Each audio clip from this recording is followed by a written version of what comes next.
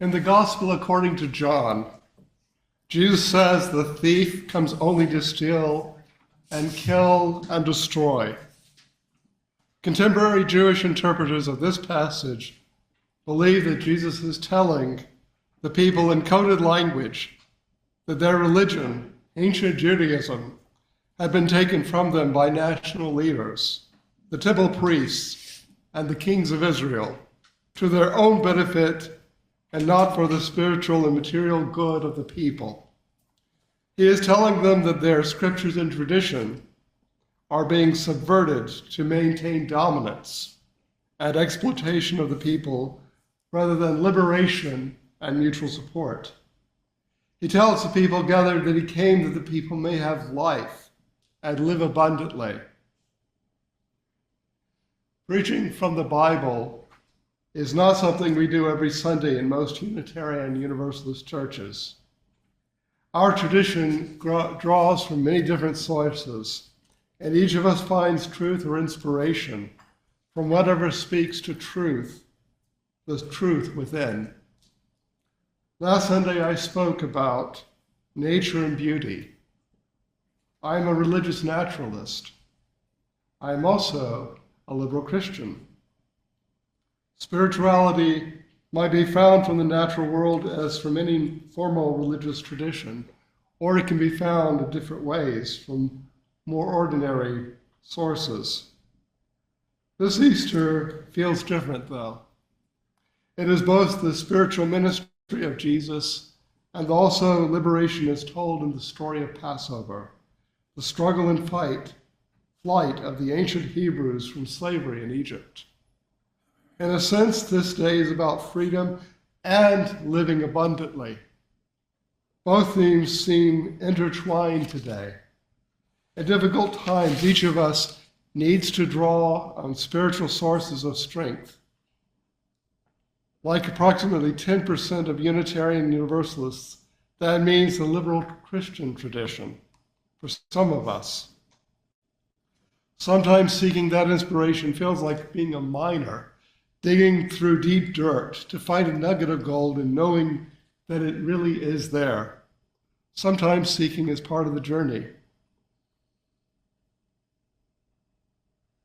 Finding that is part of our spiritual journey as Unitarian Universalists. We are open to revelation in many different forms. Jesus, however, comes across as someone who is spiritually centered. He cared for the poor, the hungry, the outcast, the sick, women, orphans, the Roman and the Jew. He spoke to people whom others considered unclean. He saw the humanity in all. The only people he condemned powerfully were the priests in the temple in Jerusalem. They had become an hereditary caste and received food and money when many people were starving and impoverished. They supported the puppet Herodian dynasty. For them, religion was only about sacred rites and traditions. They filled the temple on religious holidays with bankers making loans for people who wished to make sacrifices. And of course, the priests got a cut in the loans. The people of Israel had abandoned hope that their official religious leaders would actually do anything or even model behaviors other than propriety. The priests showed little interest in the lives of the common people, and they were certainly not concerned with social change. Jesus speaks of them as thieves because he feels they have stolen the Jewish faith and are hoarding it away. Jesus tells us, I came that they may have life and have it abundantly. He is speaking of ordinary people. Despite this pronouncement about heaven, Jesus is saying that it's not life after death that he is focused on, but life in the present. In Luke, Jesus says, the kingdom of God is within you. He means the most sacred order, that which is most sacred in the universe, is within the human spirit. He sees us better than we probably are. But he knows that there is good within us, that possibility of it. He is encouraging his followers to believe in each other and to build a society, a system that enables each of us to live and to thrive. This is not a prosperity gospel. A prosperity gospel is a form of Christian teaching that emphasizes the idea that God blesses believers with health, wealth, and happiness as a reward for faith, positive thinking, and generosity. There is no evidence that this was anything that Jesus promoted. Rather, this is a call to live spiritually in a way that supports oneself and the larger community. This is a call to create systems that foster freedom, kindness, and possibility. Living abundantly is having a world that helps everyone. It is more than just freedom from fear. In the Star Wars movie, The Phantom Menace, Jedi Master Yoda says, "Fear leads to anger. Anger leads to hate. Hate leads to suffering." Though I disagree with Yoda because pain leads to anger, sometimes it does feel that fear is the enemy. We often live with things that do not enrich our lives because we fear that if we change, that our lives will be worse. In truth, it seems that not living abundantly might be due to our fears. We might be anxious about our place if everyone were able to live abundantly. In American society, some fear that if one group gets help, then their group will somehow lose something. We have been conditioned to live with fear, and it has historically been so easy to pit one group of Americans against another group of Americans. We will live with less abundance than we would if we could imagine that we are in this place in time together, and that empowering one another is more important than our anxiety. We can enhance living abundantly if only we were able to believe in the common good. Lately, we have held a couple of discussion groups about Timothy Snyder's book on tyranny. They inspired me to read his latest book entitled On Freedom. Snyder begins his book with a reflection upon the idea of freedom based upon conversations he had on a visit to Ukraine in 2023. Snyder says that Americans most commonly describe freedom in terms of protection from something. Snyder calls this negative freedom. It is freedom that prevents the government or others from inflicting harm. It's a definition of freedom that emerged from the American Revolution. Freedom meant not having to pay a tariff because the King of Great Britain imposed one without our consent. Now we can impose our own tariffs on ourselves, also without consent. We have come so far in 250 years. In his conversations with Ukrainians, though, Snyder learned a new understanding of freedom. None of the Ukrainians with whom Snyder spoke defined freedom as the lack of Russian rule over their country. Yes, they wanted the Russians out. They all want the Russians out. But they viewed freedom as something more than the protection from harm. Snyder writes about the Ukrainian attitude about freedom. It was essential to remove repression, to gain what philosophers call negative freedom. But deoccupation, the removal of harm, was just a necessary condition for freedom, not the thing itself. A soldier in a rehabilitation center told me that freedom was about everyone having a chance to fulfill their own purposes after the war. A veteran awaiting a prosthesis said that freedom would be a smile on his son's face. A young soldier on leave said that freedom was about children he would like to have. Their commander, Valery Zaluzhny, I'll never know how to pronounce that, told me that freedom meant a normal life with prospects. Freedom was a future when some things were the same and others were better. It was life expanding and growing. Snyder also writes, freedom is not just an absence of evil, but a presence of good. Freedom is not just an absence of evil, but a presence of good. I suspect that this is what Jesus' statement that he came so that we could live abundantly meant, as if people mattered, and as if society could create the conditions for the good, reasons for everyone to be hopeful. He probably recognized that living abundantly is not the absence of evil, but the presence of good.